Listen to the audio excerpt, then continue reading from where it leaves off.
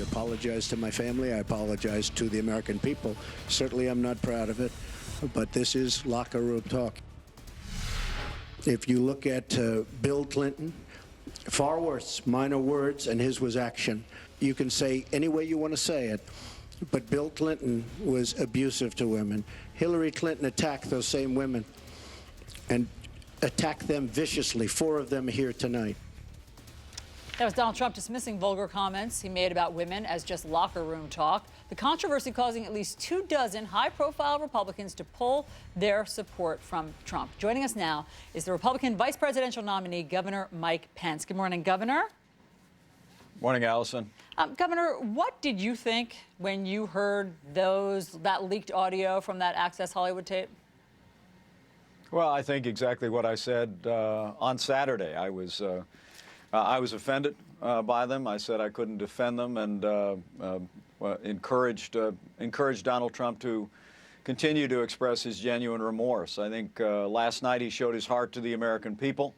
He said he apologized to his family, apologized to the American people, that he was embarrassed by it, and then he moved on to the real choice in this election, which is really not just a choice between 2 candidates, it's a choice between 2 futures. And I believe in the debate last night he was able to move beyond that controversy and in a very real sense lay out the choice the American people face here, which is between a stronger America at home and abroad, standing on our constitutional principles, and whether we're going to continue the policies that have weakened America's place in the world, stifled our economy, and walked away from our most cherished constitutional traditions. Governor, Donald Trump is obviously trying to move on from those comments, but it's unclear whether or not the voters have been able to. Was there a time after you heard them, because it wasn't, well, do you think it was just locker room talk? I mean, because this was talking about things that he liked, that he had done to women, groping women. Well, he said it's not something that he's done. He made that clear last night. He said it was talk. And Alisyn, as I said, I found it offensive, and I was glad that he apologized and expressed genuine remorse. But you know, at the end of the day, the stakes in this election are extraordinary. We literally have parts of the wider world that are spinning apart because of the weak and feckless leadership of this administration. We have an economy that is struggling, American families that are hurting. And you heard Hillary Clinton last night, again, talking about more taxes, more regulation, more Obamacare, more of the war on American energy that's stifling growth. And at the end of the day, in 4 weeks from now, the American people have a choice to make. And it'll be between 2 human beings, but it'll really be between 2 futures. And as the next 4 weeks unfold, I look forward to campaigning shoulder to shoulder with Donald Trump and laying out that future of a stronger America to make America great again. Governor, I just want to, before we move on to your policy, we certainly want to get to the Syria policy.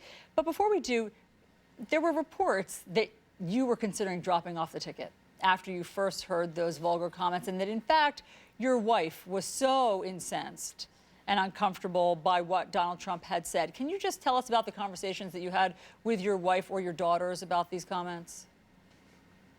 Well, you know, I'll always keep my conversation with Donald Trump and my family private, but it's absolutely false to suggest that at any point in time we consider dropping off this ticket. It's the greatest honor of my life to have been nominated by my party to be the next vice president of the United States of America. Look, politics is a very tough business. I get that. This is my first time, Alisyn, at the national level.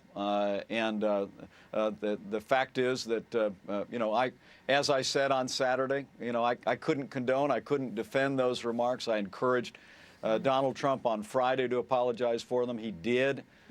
He expressed his personal remorse, but I also encouraged him Saturday to take that to the American people, to show his heart. And when he said on national television he wasn't proud of it, he was embarrassed by it, I do believe that he expressed himself straight from his heart to the American people. But then he moved on, and in the next 90 minutes, the American people saw a dramatic choice between someone who is speaking boldly about the challenges facing this country and someone who, when they're confronted with their own record, when they're confronted with the controversies unfurling out of the Clinton Foundation or her speeches on Wall Street, just obfuscated or ignored or refused to respond. And I I think in Donald Trump, you've got someone who's willing to step up, speak boldly and plainly from his heart and his mind. And Yeah. Hillary Clinton, when she's confronted on speeches on Wall Street, she gave us a 1-minute lecture on Abraham Lincoln and never answered any of the questions that were posed. And Governor, if it came out, if there were evidence that came out that this was more than just locker room talk, that in fact Donald Trump had done those things that he said he had done to women, then would you drop off the ticket? Well, Alisyn, he said last night very clearly that that was talk, not actions, and I believe him. And I think the contrast between that and what the Clintons were involved in 20 years ago, the 4 women that were present last night, was pretty dramatic for most Americans. I mean, I remember those days, Alisyn. I'm a little bit older than you, and I remember the extraordinary avalanche of scandals that came out of President Bill Clinton's despicable behavior, even with a 23-year-old intern named Monica Lewinsky, Yeah. that history records that Hillary Clinton called a narcissistic Looney Tune. Well, it turned out Monica Lewinsky, once Bill Clinton was under oath, he admitted that he'd been involved with her. He paid settlements to one of those that were attending last night. I mean, I have no interest, quite frankly, I have no interest in dredging all of this stuff up any more than Donald Trump does. But the simple fact is that Donald Trump expressed that he was not proud of, he was embarrassed, he apologized to his family and to the country for words. But as all this comes up, the American people need to know the deeds of not only President Clinton, but the efforts by Hillary Clinton to, in effect, destroy the reputations of women who made accusations against her husband when history records it was all true. Well, Governor, I mean, there are also allegations against Donald Trump. Those very same allegations exist against Donald Trump. And so this argument by you and by Donald Trump of look at them, look over there, look at these allegations, the very same allegations are against Donald Trump. Are you comfortable that this is this sort of, Alisyn, Alisyn, I'm not at all certain how Bill Clinton was admitted to being involved with a 23-year-old intern in the White House. Donald He finally Trump has admitted that admitted under to oath. being unfaithful to his Bill wife. Bill Clinton paid a settlement. And Donald Trump had a settlement to the woman who accused him of attempted rape. There's a whole New York Times profile about it. Jill Harth yesterday. They're so parallel that's why I ask you about going down that road again and dredging up the Bill Clinton stuff.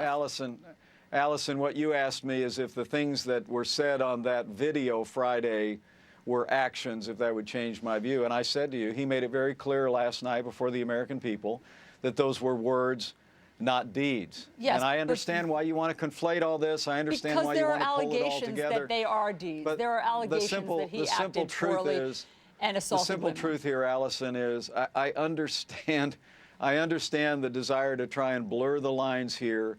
The issue that emerged Friday was a video that had very offensive words on it. I expressed my strong feelings about that, and he's made it clear that those were words, not deeds. And the comparison to the avalanche of scandals that came out of the Clinton years that were the subject of repeated denials. I get all of that. But at the end of the day, we got 4 weeks left in this election, and there are 2 human beings on the ballot. Let's stipulate to that.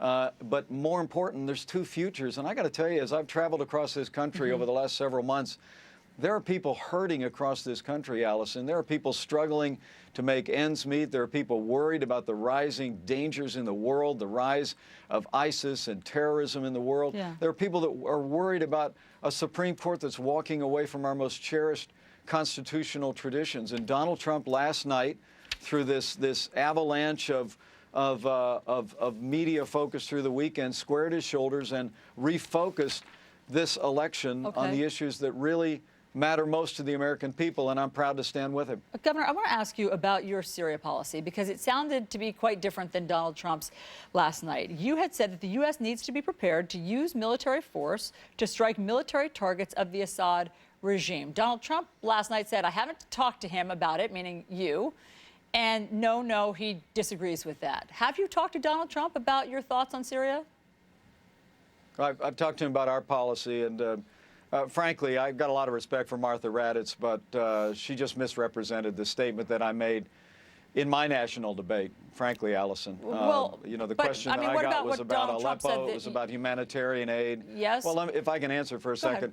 The question I had, and you can check the transcript, so can your viewers, was about the humanitarian crisis in Aleppo and what we ought to do. Donald Trump's position, our position has been that we need to establish safe zones, and you need to be willing to use resources and including military power to secure those safe zones to allow those people, including 100,000 children, to be able to evacuate. Last night she conflated that and referred to general provocation and involvement by the Russians in the Syrian regime. And you know, Donald Trump's made it clear our policy is safe zones for people suffering in Syria, but also his focus is on destroying ISIS in Syria and not regime change. And I think the way she framed that was to suggest that I had implied we ought to use military power to achieve regime change. I simply never said that. But why do you think Donald Trump said that you haven't ever spoken about it?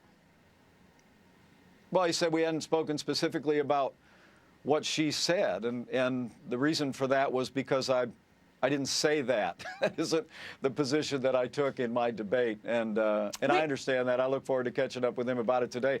But the point is, but Governor, hold on, but one second. She broadened it into a general, what does America do with Russian provocation in the Assad regime? Yep. I was speaking specifically about securing the safe zones, and for heaven's sakes, Alisyn, we have a humanitarian crisis there, 100,000 children in harm's way in Aleppo.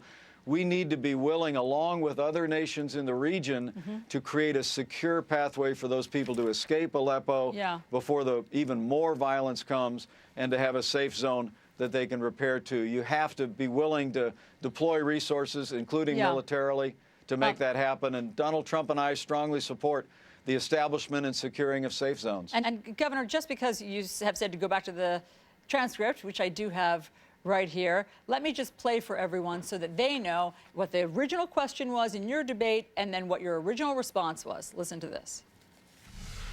Does the U.S. have a responsibility to protect civilians and prevent mass casualties on this scale? Governor Pence. I just have to tell you that the provocations by Russia need to be met with American strength.